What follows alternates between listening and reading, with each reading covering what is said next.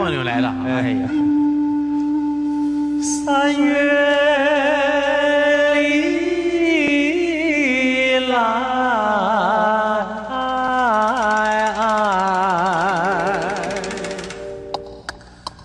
桃花儿红，杏花儿白，水仙花儿开。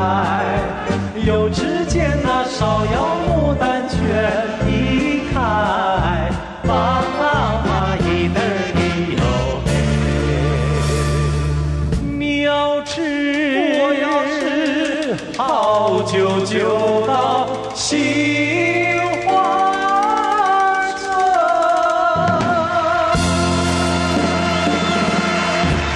哎，又到了说故事时间。是。这小放牛一唱，观众也习惯。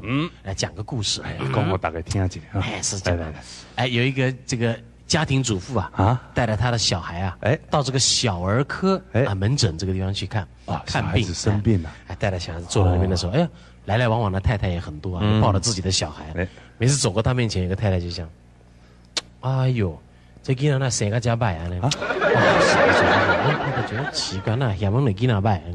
过一下呢，那边又走过来个太太讲：“哎呦。”这小孩长得还真丑啊，看着还挺难过的啊，真的啊！哎，过来的人行来行那个嫌了。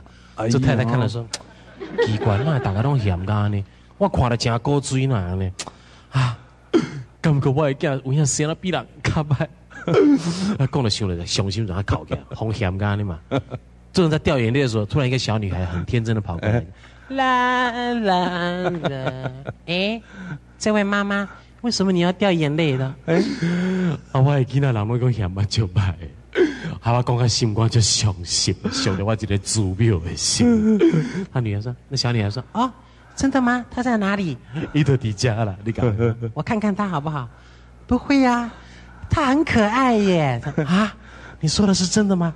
他很可爱啊。是啊，哎，正好你看，我这边有个书包，里面有带了一根香蕉，来给他吃。因为猴子都是爱吃香蕉的，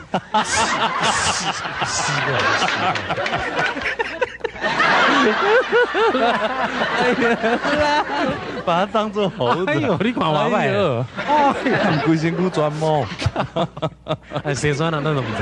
哎呦，以前这是个笑话了。哎，以前这个彭佳佳生孩子的时候，哎呦，这是哎呀，彭佳佳的小孩也长得像猴子吗？不是，亲朋好友都替他感到高兴之外，也想看看这个小孩长得像不像彭佳佳。哎呀，彭佳佳很着急啊，跑去看，哎呦，温博兴啊，啊，谁算了？护士小姐说。